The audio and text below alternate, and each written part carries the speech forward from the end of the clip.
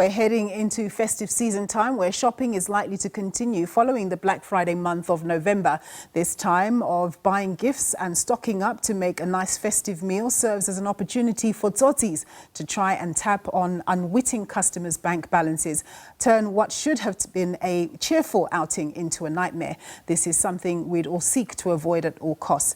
Well, to tell us what some tsotis or people are up to in terms of their modus operandi when it comes to criminal elements at this time, and to provide tips on how consumers can be more savvy in their access of money and their shopping escapades, I'm now joined by Thabani Ndwandwe. He's the Chief Risk Officer at Standard Bank South Africa. Thank you so much for joining us, Thabani. So it seems that criminal elements tend to be very active around ATMs at times like these. What are some of the common approaches that these dodgy elements try to take in order to swindle people of their hard-earned cash?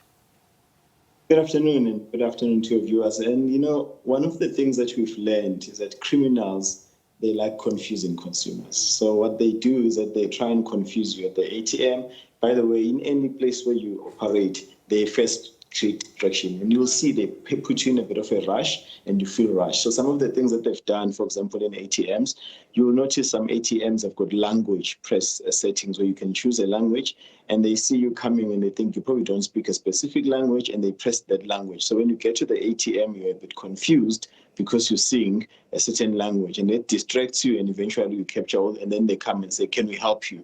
And when they say, can we help you, that distracts you, etc. The other one that they've been doing is that they do, so most of the ATMs right now, they allow you to access your vouchers, your instant monies and the likes, and they press that, and it's called cardless transaction. And again, that has a PIN and a voucher number. And what most people do when they see that, they capture their own PINs and capture their card numbers, which is very dangerous, of course, because they're trying to steal them. And then there's one thing we call shoulder surfing. By the way, that happens in restaurants, in ATMs, etc. And what shoulder surfing is, they stand by you and they watch you as you capture your PIN, because then all of a sudden they've got your PIN details and then steal your card and withdraw all your money. And that's one of the key physical things that they've been doing at the moment to just get more information out of customers and steal their money. Another area that you cite as a big problem is phishing. Just elaborate as to what that is and how practically this method tends to be used to entice potential victims. Yeah, I mean, it's an old methodology, this phishing thing. But you remember back in the days we had what we called phishing, where emails were sent and you click a link and then you give away your information. That was the old methodology. But what they've done, they've opened big call centers, and they sound like a proper call center, and they phone you and they get your information. So one of the things they'll do is they'll phone you and say, we are from Standard Bank, or we are from that other bank, and we've seen your money is at risk. Please give us this information and we will help you remove the account. And what you do then eventually, you give them all the information. I mean, they've tried one to me, for example, and you will see some of the things they ask for that banks will never ask for. One, banks will never ask for your OTP, one-time password. They will never ask you for your PIN, but they will ask you for those information. So they say, give me your card number, give me this detail, and then they take that. And then sometimes they make you engage in a transaction while you're engaging in the transaction because you think it's them, and then eventually there is an OTP that your bank sends you, and then they say, give us the number that the bank has just given you, and then you give away that. Then they connect on your behalf and steal all your money. Yeah. So as consumers go out and about to either access their funds at ATMs or spend their money at retail outlets, what are some of the top tips that you can give for them to avoid those compromising situations we've talked about, where opportunists really try to access their funds?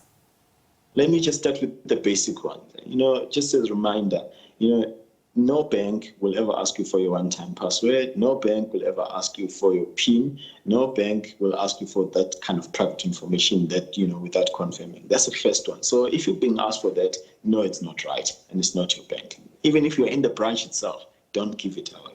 The second thing is that try and avoid stranded locations. If you find yourself in an ATM at night and it's got not many people around, it's not a busy place, try and avoid it. If you see the ATM is flashing in a way that doesn't look usual and something looks like it's been tampered, don't use it. Rather, go and find another one and then work with it. Don't allow anyone to be right behind you when you are doing transactions. That's a very important thing to do. And always protect your PIN.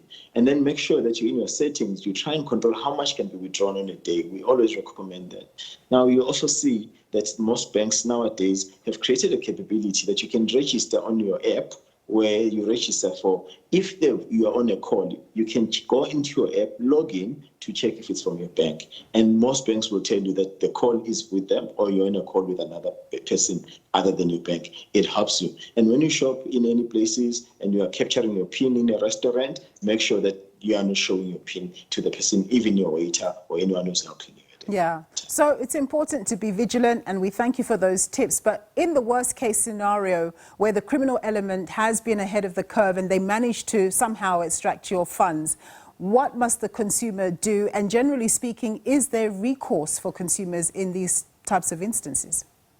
Absolutely. So the first thing that consumers must do is phone their bank.